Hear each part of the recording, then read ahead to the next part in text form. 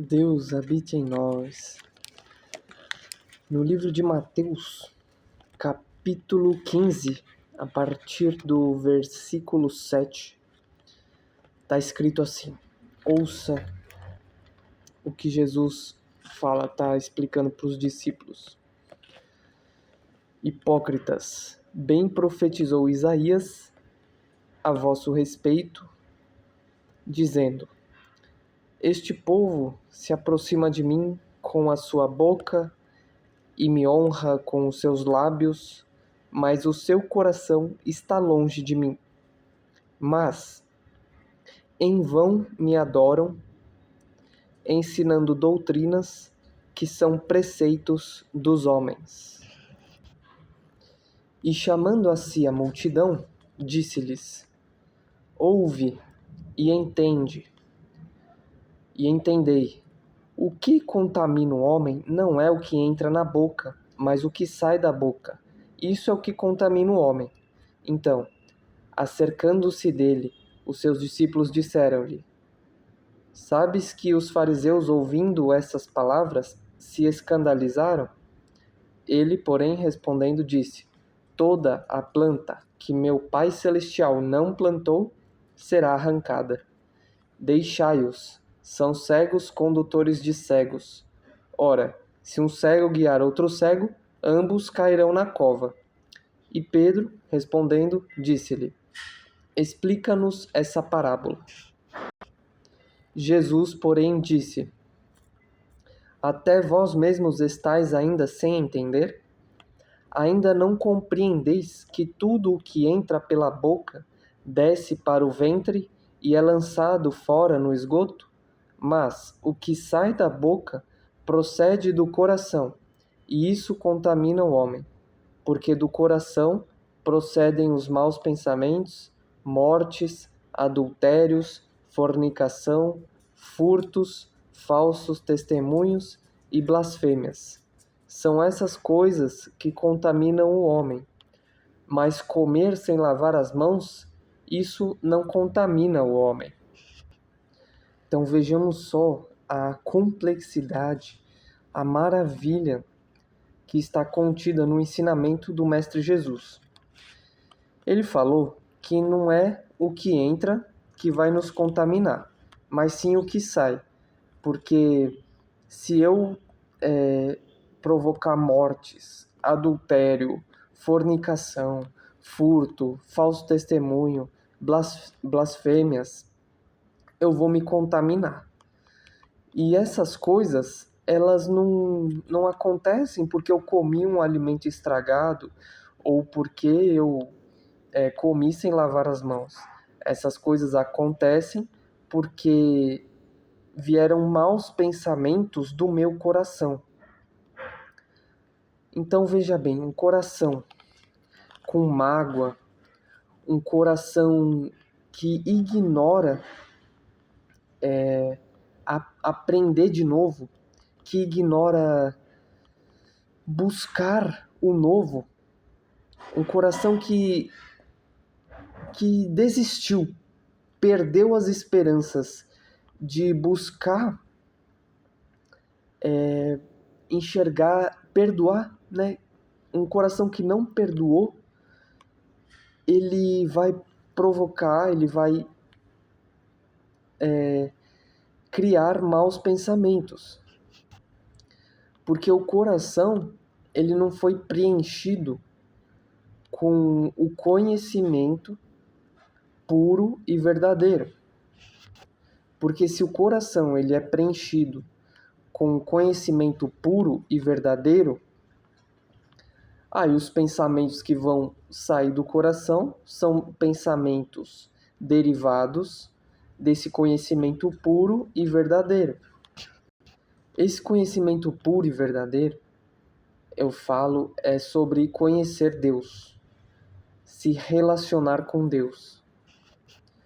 Mas antes, deixa eu te explicar uma coisinha aqui. Eu já falei sobre lermos o manual da máquina antes de usar a máquina para evitar ocorrências indesejadas, para evitar que eu quebre a máquina, para evitar que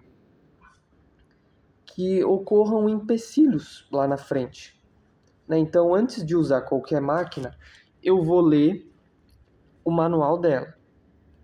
A nossa máquina, o cérebro, principalmente, ele tem um manual também hoje, né? Porque a ciência, a neurociência, a medicina, a biologia já estão em certo ponto de evolução que já podemos ter, né, a noção de como o cérebro funciona.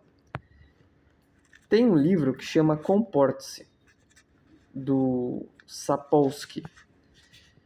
E nesse livro, Sapolsky, ele mostra que uma decisão depende de fatores em diferentes escalas de tempo, né? Então lembra aqui que Jesus falou que o que entra pela boca desce para o ventre e é lançado fora no esgoto. Isso requer um tempo, não é mesmo? Quando a gente come, mastiga o alimento, demora um tempo até ser digerido completamente o alimento. Aí o que serve para nutrir, o corpo manda para os músculos, né, para o cérebro, para a corrente sanguínea, e o que não serve para nutrir é lançado fora no esgoto. E isso requer um tempo. Compreendido? Aí no livro do Sapolsky, o livro chama Comporte-se. Ele fala disso, que a decisão depende de fatores em diferentes escalas de tempo. E aí o livro ele é basicamente dividido nesses capítulos por tempo, porque aí ele pega, tipo, em milissegundos acontece certa coisa no cérebro, né? O cérebro reage de certa maneira em milissegundos. Só que o cérebro ele reage ele ativa diferentes partes em segundos, em meses, em anos, em décadas, em milhares de anos. E aí os capítulos do livro são divididos assim, mas basicamente os capítulos são assim: milissegundos antes da decisão, antes de eu tomar uma decisão, milissegundos antes, o meu cérebro vai ter uma atividade elétrica. Segundos antes de eu tomar uma decisão, o que vai estar ali acontecendo vão ser hormônios. Hormônios vão estar sendo ativados. Dias antes da minha decisão, a minha decisão pode ser influenciada pelo estresse. Se eu estiver estressado dias antes da decisão, a minha decisão pode ser influenciada pelo estresse. Meses antes da minha decisão, meses antes de eu tomar uma decisão, o que vai influenciar o meu cérebro é a aprendizagem. Anos antes de eu tomar a decisão, aí ele fala sobre educação. Décadas antes de eu tomar uma decisão, ele fala da cultura. E milhares de anos antes de eu tomar a decisão, ele fala da evolução. Porém, a neurociência, ela só descreve como esses processos ocorrem. Ela não responde por si só por que devemos orientar as nossas ações para um determinado fim. Então, a neurociência ela vai ajudar a gente a compreender o que está sendo ativado em cada decisão. Né? Em cada decisão, quais são os sistemas, os lugares do cérebro, os hormônios, os neurotransmissores que estão sendo ativados. E aí, vamos lá. Você já ouviu falar sobre o sistema de luta ou fuga. Ele existe para responder rapidamente ao perigo. Né? Então, no sistema de luta ou fuga, nós temos o quê? A amígdala, o hipotálamo, as glândulas suprarrenais, que vai funcionar assim. A amígdala, ela detecta ameaças. Aí ela pode reagir antes mesmo de você perceber o que está acontecendo. Por exemplo, você está andando lá no escuro e você vê uma cobra. Você vê uma cobra, e aí você vê uma cobra e dá um pulo. Uou, que susto! Esse pulo foi a amígdala reagindo àquilo que você viu. Só que aí você acende a luz, você vê que era só uma mangueira. Então você vê, você nem raciocinou se era uma cobra ou se era uma mangueira, se estava se mexendo ou se não estava. Você só pensou que era uma cobra, porque estava no escuro, não viu direito, e deu um pulo de susto. Então veja que você deu o pulo de susto porque a amígdala detectou uma ameaça, né? Seu cérebro ali pensou que era uma cobra, e aí a amígdala foi superativada e você deu um pulo. Você nem pensou, peraí, não vou dar um pulo. Você só deu um pulo. E aí tem o hipotálamo, que ele recebe o sinal da amígdala e coordena respostas do organismo. Então, o hipotálamo ele é responsável por aumentar a frequência cardíaca, aumentar a pressão arterial, liberação de glicose no sangue. Aí tem as glândulas suprarrenais, que elas liberam adrenalina, noradrenalina e o cortisol quando o estresse dura mais tempo. Esses hormônios, adrenalina, noradrenalina e o cortisol, deixam o corpo preparado para lutar, fugir ou permanecer imóvel em algumas situações. Aí tem o sistema de recompensa também. O sistema de recompensa tem o objetivo de incentivar comportamentos que aumentam as chances de sobrevivência e reprodução. Então veja, nosso cérebro acha que a recompensa, né, veja que o nosso cérebro ele tem uma natureza animal. Ele acha que a recompensa é sobreviver e se reproduzir. Nosso cérebro. Aí, no sistema de recompensa tem lá dopamina, área tegmental ventral, núcleo accumbens, córtex pré-frontal. Vou explicar cada um assim rapidinho, só para a gente ter uma noção. A dopamina, ela é conectada com nossas expectativas, motivação, aprendizagem, busca por objetivos. A área tegmental ventral produz neurônios dopaminérgicos, envia dopamina para várias regiões do cérebro. O núcleo accumbens, um dos principais centros de recompensa. Ele participa quando eu aprendo algo novo, quando conquisto uma meta, quando recebo conhecimento, quando encontro comida ou cria vínculos sociais, né? Então o núcleo accumbens vai ser ativado quando a gente cria até vínculos sociais. Lembra, estamos falando do sistema de recompensa. Córtex pré-frontal. Ele é responsável por, ele ativa, né? Ele é ativado quando estamos realizando um planejamento, revelando autocontrole, tomada de decisão, avaliação moral, controle dos impulsos. Quando o córtex pré-frontal está bem regulado, ele consegue dizer para a amígdala: calma, amígdala, não precisamos reagir imediatamente. Lembra que a amígdala lá do sistema de luta ou fuga, ela detecta ameaças? Então, quando o córtex pré-frontal, que é do sistema de recompensa, ele está bem regulado, ele pode avisar a amígdala: calma, não é ameaça, não precisamos reagir imediatamente, vamos verificar antes. Aí no sistema de recompensa, continuando, tem o hipocampo, que está ligado com a memória, aprendizagem e contexto. Então aqui, né, por exemplo, a gente tem o hipocampo ativa a memória. Aí o cérebro vai poder raciocinar: já aconteceu isso antes. Essa ameaça já foi detectada uma vez. Será, né, que é tão grave essa ameaça? Será que eu preciso reagir a isso? Né, porque ele também é conectado com a aprendizagem. Então, quando você raciocina assim, já detectei essa ameaça, preciso reagir, como vou reagir? Está lá o hipocampo sendo ativado.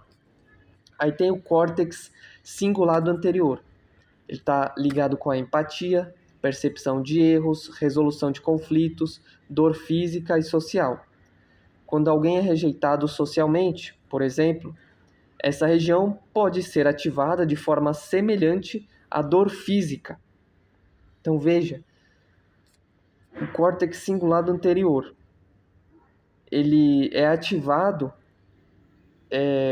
para dor física e social. Então, muitas das vezes, a pessoa não precisa ter batido o membro do corpo, ela não precisa ter sofrido uma lesão. Se ela for rejeitada socialmente, ela vai sofrer dores como se fosse dor física. Aí tem a ínsula, ela está ligada com a consciência do próprio corpo, com as emoções, com o nojo, com a empatia, com a percepção dos estados internos. Só que tudo isso, né, não funciona tipo um de cada vez. É um sistema e eles funcionam interligados, né? Então, esse exemplo aqui vai ficar claro como uma ação, né, como você receber um estímulo do exterior vai fazer com que seu cérebro seja ativado. E quais partes são ativadas? Por exemplo, ouvir um som. Os ouvidos captam o som. A amígdala pergunta: isso é uma ameaça? Aí o hipotálamo prepara o corpo. Aí a adrenalina aumenta, lá das glândulas suprarrenais. Aí o hipocampo procura experiências parecidas. Aí o córtex pré-frontal avalia: vale a pena responder ou manter a calma? Em poucos segundos, todas essas regiões interagem. Então veja onde a gente está chegando. A neurociência consegue estudar como a decisão é implementada, como o cérebro é ativado ao tomarmos uma decisão. Ao decidir, a atividade no córtex pré-frontal, na amígdala, nos circuitos de recompensa, nos sistemas hormonais, etc. Mas a neurociência não consegue medir diretamente o motivo último da decisão. Então a neurociência ela vai te mostrar como a máquina funciona, como ela responde a estímulos externos, qual é o movimento interno ali, o que ela produz, né, o que o corpo produz, o que o cérebro produz, né, o que cada área faz, qual área está conectada com o aprendizado, qual área está conectada com o planejamento e etc. Só que a neurociência não consegue medir diretamente o motivo último da decisão. Então, a gente, né, no último vídeo eu falei que faço as coisas não para receber algo em troca, não por alguma coisa diferente de amar a Deus. Faço as coisas por amar a Deus. E assim, eu amar a Deus, não é que eu vou ficar sem medo, não é que essas coisas elas vão sumir. Eu vou continuar aqui no corpo físico e ainda vou ter que lidar com todas essas reações do cérebro, com todo esse funcionamento, com esse sistema interior. Então, só que eu amar a Deus vai fazer com que eu busque a Deus, mesmo ele sendo inefável, vai fazer com que as minhas ações sejam direcionadas pela verdade, né? Porque eu busco a Deus mesmo ele sendo inefável, porque eu amo ele e eu não consigo fazer outra coisa senão buscar ele, porque eu amo muito ele. Então eu não vou fazer para ter dinheiro, não vou fazer para melhorar minha casa, para melhorar meu carro, para resolver os problemas. Não, eu vou tomar as decisões porque eu amo a Deus. Só que isso não muda o fato de eu estar num corpo físico. Então, eu amar a Deus vai me ajudar. Tipo, sinto medo, mas eu decido agir com coragem. Eu sinto vontade de revidar uma ofensa, mas escolho perdoar. Sinto o desejo de consumir algo imediatamente, mas decido esperar. O córtex pré-frontal, ele foi ativado para inibir respostas automáticas. Ou seja, uma parte do cérebro está regulando a outra.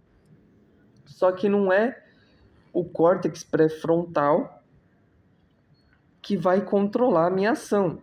Ele só é ativado para regular uma outra parte do cérebro, que é tipo a amígdala, quando ela detecta uma ameaça. Então, o meu cérebro ele fornece impulsos e capacidades. E o meu compromisso com Deus fornece o critério pelo qual avalio esses impulsos. O cérebro, ele é altamente plástico. Isso significa que ele é moldável de acordo com as nossas ações. Então, aquilo que eu praticar repetidamente modifica as conexões neurais. Então, se diariamente eu orar, meditar e ler as escrituras, praticar autocontrole, aprender a esperar antes de agir, essas práticas elas tendem a fortalecer circuitos relacionados à atenção, ao autocontrole e à regulação emocional. E isso é educar o cérebro. O meu amor a Deus me direcionando para eu estudar tudo o que for possível para mostrar que eu realmente amo a Deus. Eu não estou fazendo isso só da boca para fora. Igual Jesus estava falando dos hipócritas, que falam que eles, na situação que ele estava falando, eles falam que tinha que lavar a mão antes de comer, né? Senão era uma blasfêmia, não sei o quê. Mas aí Jesus fala, não é o que entra que vai corromper. É o que sai que corrompe. Então, se eu não educar o meu cérebro, se eu não tiver uma disciplina diária de orar, meditar, ler as escrituras, praticar autocontrole, aprender a esperar antes de agir, uma disciplina que me motive a educar o cérebro, eu vou deixar que a máquina do cérebro ela atue e reaja como ela quiser. Então, antes de agir, eu vou examinar o impulso, aí eu pergunto, isso está de acordo com a verdade? Isso está de acordo com aquilo que Deus considera o bem? Isso expressa amor a Deus e ao próximo? E aí isso está dizendo o que para nós? Que o intervalo de tempo entre o impulso e a ação, esse intervalo entre o impulso e a ação é uma das capacidades mais sofisticadas do ser humano. Então a neurociência ela explica como crenças podem ser formadas e reforçadas, né? Então a neurociência ela pode explicar como que as crenças das pessoas foram formadas e reforçadas, porque lembra que a gente leu lá no começo de que dos milissegundos, né, do tempo. Pô, milissegundos antes acontece atividade elétrica. Segundos antes está conectado com os hormônios. Dias antes com o estresse. Meses antes com a aprendizagem. Anos antes com a educação. Então pode ser que se eu quero educar o meu cérebro, eu demore alguns anos, né, até chegar no objetivo. Para eu aprender alguma coisa nova, pode ser que eu demore meses para aprender. E para isso chegar na cultura demora décadas. Pode demorar décadas. Então, se a gente não começa agora a olhar para isso, olhar, tem um cérebro, meu cérebro reage, meu cérebro tem o sistema de luta ou fuga, tem o sistema de recompensa, mas isso não tem a ver com a decisão que eu tomo. Isso tem a ver com, né, o funcionamento dessa máquina. A decisão que eu tomo, ela vai ter a ver, ela está relacionada com Deus ou com o diabo. A decisão vai estar relacionada com isso. Porque tá óbvio aqui, a neurociência ela mostra como o cérebro age, como ele é ativado, quais são as partes que são ativadas, como elas estão interligadas em cada situação, em várias experiências. Porém, a decisão, o que motiva a minha decisão, o que orienta as nossas ações para um determinado fim, está relacionado com Deus ou com o diabo, dependendo da nossa decisão. Então, a pergunta, né? Claro, a gente está falando de neurociência, só que temos que olhar também para filosofia e teologia, porque a filosofia pergunta se essas crenças são justificadas, né? Porque a neurociência vai explicar lá, essas crenças podem ser formadas e reforçadas por causa dessas experiências que a pessoa passou, que a pessoa viveu. Aí a filosofia vem e pergunta, essas crenças são justificadas? Né? Elas estão conectadas com a verdade? E a teologia ela pode acrescentar, essa crença me conduz a amar mais a Deus e servir melhor ao próximo, ou apenas reforça meus medos e frustrações? Então, vou colocar essa pergunta aqui conectada com a perda de esperança das pessoas pela política brasileira. A perda de esperança das pessoas pela política brasileira, essa crença que foi construída, né, após experiências de frustrações, notícias, um monte de coisa, né? Não é só um fator que influencia, é um monte de coisa.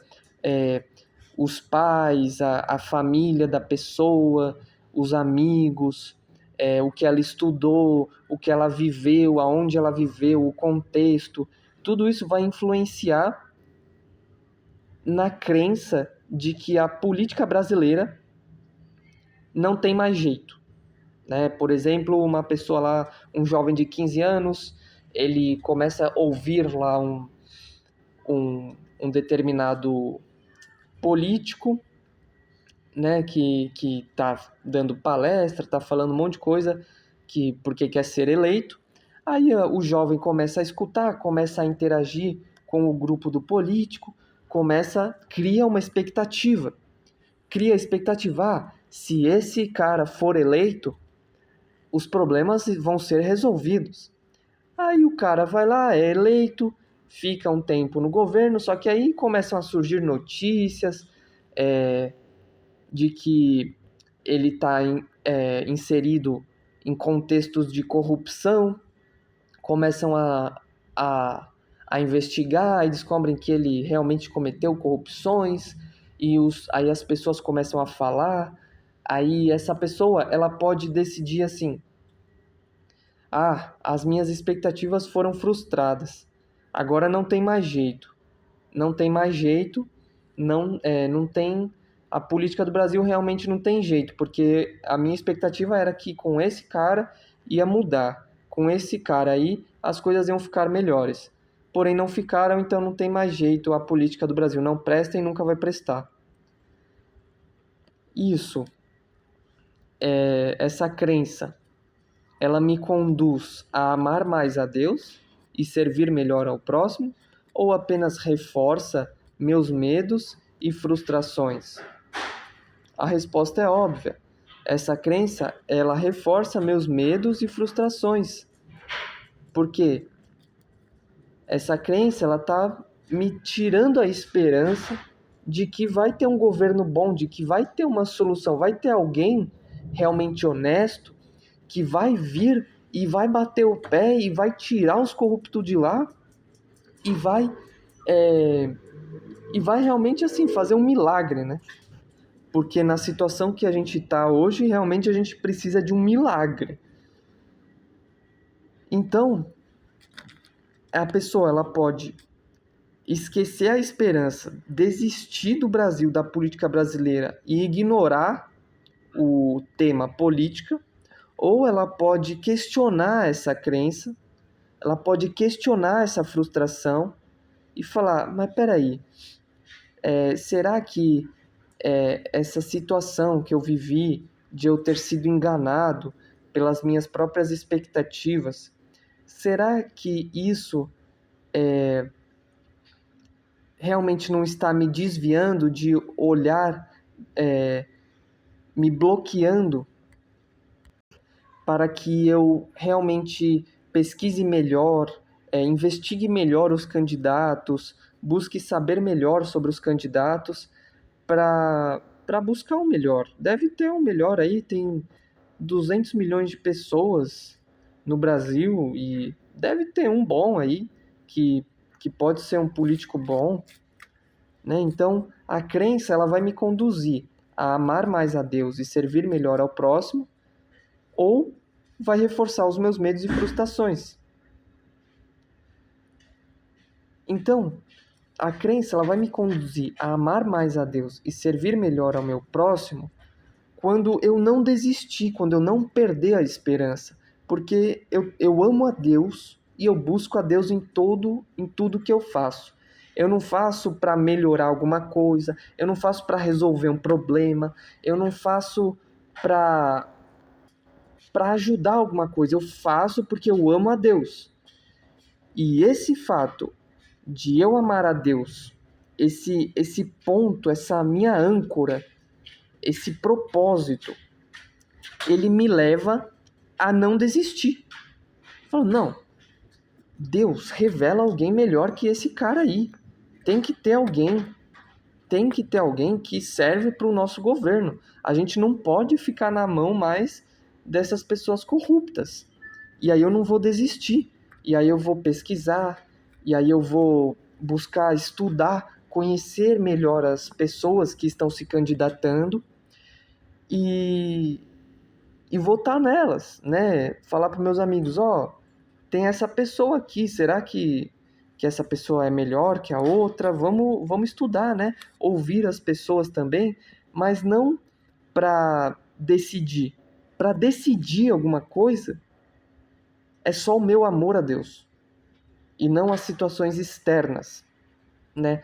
Não é eu comer com a mão suja, não é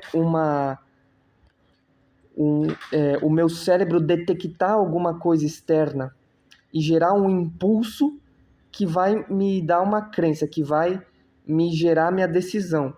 Não, a minha decisão é somente baseado no meu amor a Deus. Então, as experiências, todas elas, seja na política, seja na carreira, seja na família, elas estão conectadas com diversas coisas, com educação, com valores, com reflexão, com o ambiente social que a gente vive. Tudo isso vai influenciar a nossa experiência e vai nos dar estímulos e vai fazer com que o cérebro produza neurônios, conecte com outras partes do corpo, produza hormônios. E isso pode moldar as nossas decisões, se a gente deixar, se a gente decidir que isso vai guiar as nossas decisões. Porém, se eu decido que só o meu amor a Deus vai guiar as minhas decisões, aí eu tenho que, no começo, lutar diariamente para reeducar o meu cérebro.